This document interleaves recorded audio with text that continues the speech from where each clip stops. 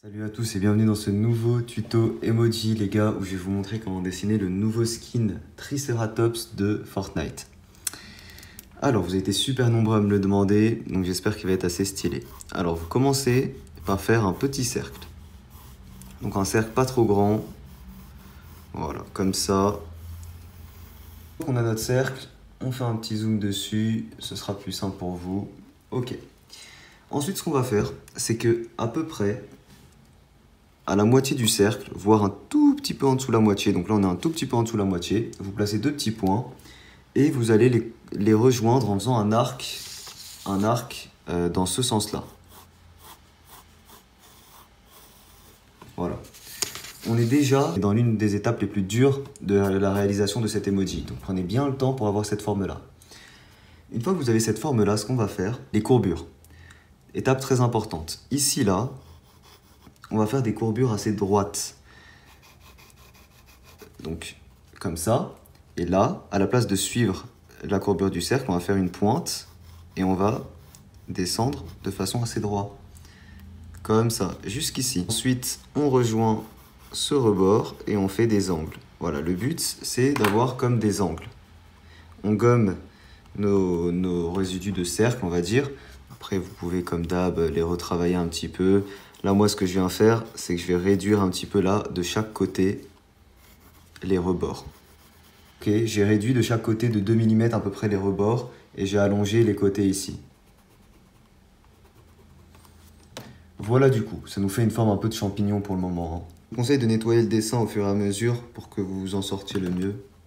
Une fois qu'on a ça, très très simple, l'étape d'après, c'est qu'on va venir faire ici un rebord tout autour. Juste de la partie inférieure. Voilà. Petit rebord comme ça, très simplement. Ensuite, ce qu'on va faire, c'est travailler un petit peu la partie supérieure. Et la partie supérieure, ce qu'on va faire, c'est qu'on va venir allonger légèrement le haut. Donc regardez bien ce que je fais. Ici, là, j'affine légèrement. Et au niveau supérieur, je vais allonger légèrement. Ce qui va nous donner cette forme un peu de gland, en fait. Ok, une fois que vous avez cette forme, je vous conseille de placer un axe vertical, comme d'habitude, pour la symétrie de notre personnage. Voilà. Placez ce trait. Vous allez ici, de chaque côté, descendre pour faire une pique. Voilà, moi je vais la faire assez importante. Vous la faites de la taille que vous voulez. Moi j'aime bien, voilà, comme ça. Très simplement, de chaque côté, on part pas de là, mais on fait un petit rebord comme ça. Et on va remonter vers la ligne verticale de chaque côté. On peut gommer nos traits de construction. Ici, de chaque côté, on peut placer nos dents. Donc les dents, on les fait pas pointues, hein, ça reste un costume, hein, donc on fait juste deux dents comme ça. Ensuite, ce qu'on va faire, c'est le visage dedans. Donc ce que vous allez faire, c'est une forme de visage très classique. Juste faire une bouche. Donc une bouche assez simple. De femme, hein, parce que c'est censé être une femme. Petite bouche. Et un petit nez. On peut déjà colorier le fond ici.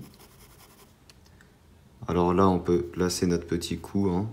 Ici, là, on peut déjà placer notre corne. Pour cela, je fais un arc dans ce sens-là. Je descends un peu pour que vous voyez bien.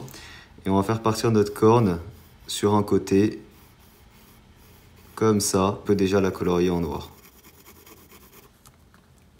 On peut déjà placer également nos yeux de chaque côté.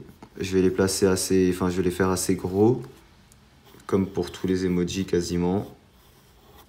Voilà, on respecte bien la symétrie. On fait deux ovales de chaque côté. Ouais, la symétrie plutôt bien respectée. Et on va faire les pupilles à l'intérieur. Avec un petit reflet. Je les fais pas trop grosses les pupilles pour qu'on ait la place de rajouter une petite couleur dans l'œil. Que ce soit pas des yeux juste blancs quoi. On va placer les petites taches blanches. Et les taches blanches, elles sont à ce niveau-là. Ici, de chaque côté, on va partir vers le haut et le dehors. De chaque côté. Vous partez vers le haut et le dehors. Et vous allez rejoindre, en faisant cette forme-là, la ligne verticale. Voilà, là on dirait un peu un poulpe. On va modéliser ensuite, à partir de cette forme-là, pour faire nos cornes. Ce que vous pouvez faire déjà, lorsque vous avez cette étape-là, c'est arrondir un petit peu ici et placer 3 pics de chaque côté. En gros, une ici et une ici. une ici, une ici, une ici, globalement. Et au niveau de chaque pic, on va faire un petit renfoncement qui descend. Ok, on va gommer notre trait de construction. Ok, et on fait nos petites piques ici. Du coup, je pense qu'on va faire, les gars, c'est je vais tout simplement gommer, je vais le refaire, et on va peut-être rajouter une petite pique de chaque côté.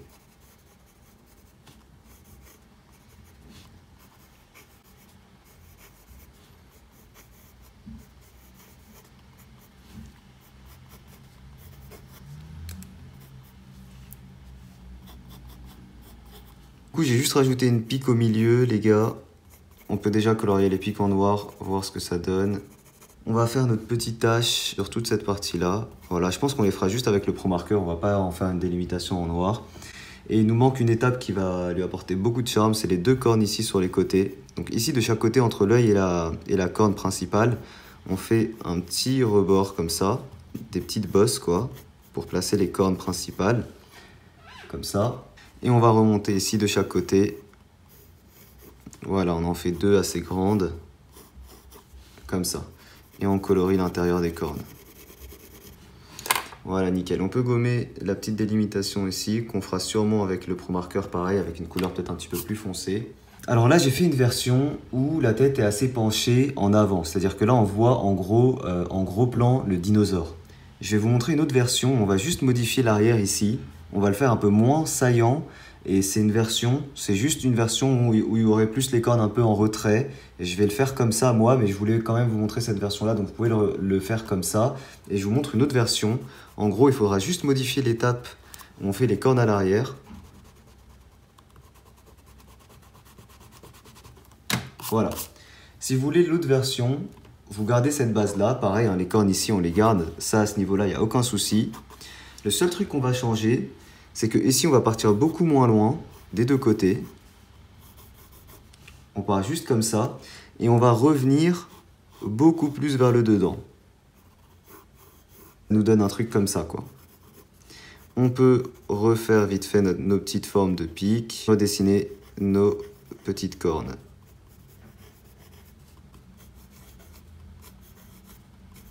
Voilà, nickel. Du coup, là, disons que le feuillet qu'il a à l'arrière est un petit peu plus réduit. J'utilise ensuite un micropigment Sakura 0,5 mm pour repasser sur mes traits de construction. Il ne faut pas oublier ici les deux petites narines, très simplement, comme ça, on coloriera en noir. Je vais essayer d'allonger un tout petit peu les deux cornes ici principales, voir ce que ça donne. Je pense que ça peut rendre un peu meilleur. Il fait pas trop pointu, hein, ça reste un emoji. Ok, je peux déjà gommer les traits de construction, on va voir ce que ça donne. Il est vraiment pas simple, il est plus compliqué que ce que je pensais à faire, ce petit emoji. Donc, je vais déjà rajouter les pics ici.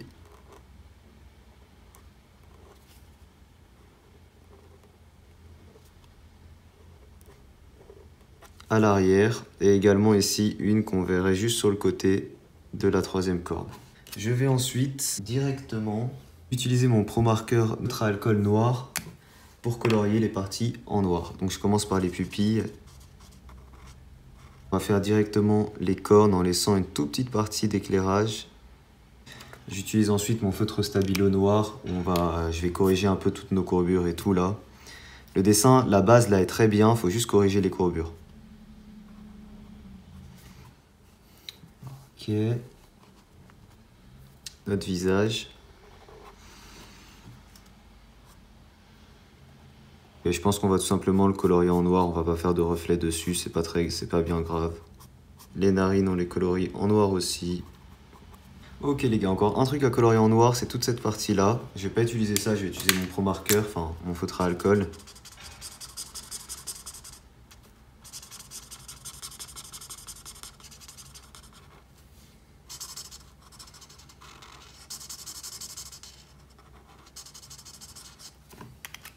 J'utilise ensuite un feutre à alcool gris clair, donc c'est le CG05. On va rapporter du gris clair sur toutes les parties gauches des cornes. Là. Et le reste, on colorie en noir. Ok, alors je me rends compte qu'il y a un petit truc que je n'ai pas fait, que je vais faire tout de suite, c'est les petites taches blanches à ce niveau-là. Je vais ensuite utiliser la couleur ivoire pour colorier alors pas mal de trucs. Les dents déjà. Après colorier les dents, on va colorier cette partie-là, donc le museau on va dire. Voilà, comme ça. Et dernière chose, les petites taches ici. Avec un vert très clair, donc c'est le vert tendre. Je vais rajouter une toute petite couleur autour des yeux. Voilà, c'est un bonus, il n'a pas vraiment les yeux verts en vrai, mais comme je vous ai dit, j'aime bien mettre des couleurs dans les yeux. Avec le gris CG3 Green Grey, je vais rajouter une petite ombre. J'utilise la couleur Poppy pour colorier le plus gros du dessin, la peau du rhinocéros.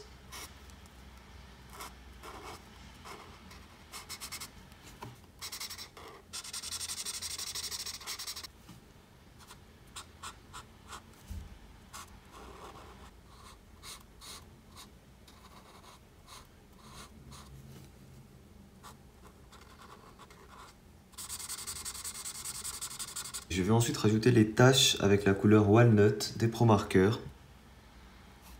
Donc les taches, on va les faire que sur la partie ici. Ensuite, je vais rajouter de l'ombre avec la couleur Bourgogne.